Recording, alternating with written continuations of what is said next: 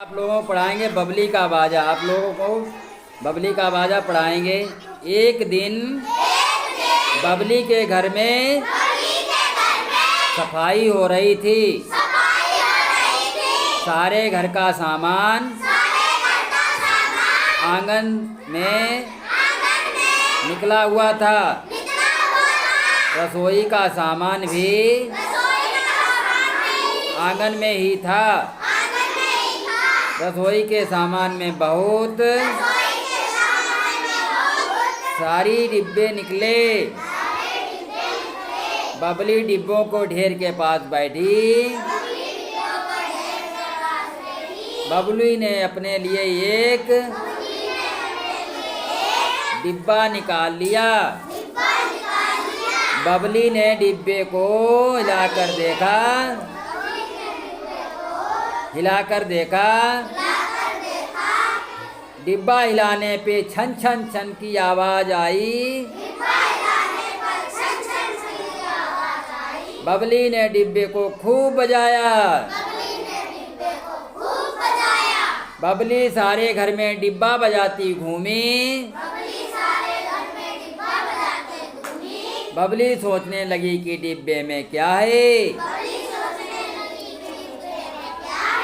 उसने डिब्बा खोलकर देखा। डिब्बे में चावल के दाने थे। बबली ने डिब्बे को बंद कर दिया। पहली की तरह बजाने लगी। बबली डिब्बे को अपने घर साथ लेकर सोई। रात को बबली के बिस्तर पर एक चूहा डिब्बे के सारे चावल खा गया। बबली ने सुबह देखा कि डिब्बा खुला पड़ा था। उसने माँ से और चावल मांगे। माँ ने चावल देने से मना कर दिया। माँ बोली चावल खेलने की चीज नहीं है। चावल तो खाने के लिए होता है। बबली बहुत उदास हो गई। वह छत पर जाकर बैठ गई।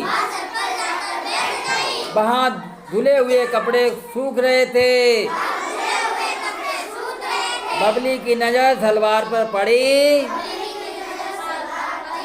सलवार का नाड़ा लटक रहा था। बबली को एक तरकीब सूझी। बबली ने नाड़ा खींचकर निकाल लिया। उसने नाड़े को एक सिरा डिब्बे से बांध दिया। नारे का दूसरा डिब्बे के दूसरी तरफ बांध दिया। डिब्बे से एक ढोलक बन गई। बबली ने ढोलक अपने गले में पहन ली। वह ढोलक बजा बजा कर छत पर नाची। बबली ढोलक बजाते हुए नीचे उतरी। नीचे अभी भी सफाई हो रही थी। सामान अभी भी आंगन में ही पड़ा था। माँ डिब्बों को साफ कर रही थी। पापा डिब्बों के अंदर से जाकर रख रहे थे। जीत सामान में कुछ ढूंढ रहा था।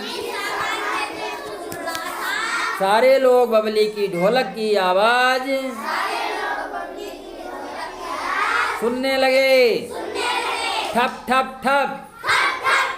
बबली गाना भी गा रही थी। मजा आया आप लोगों को कहानी में?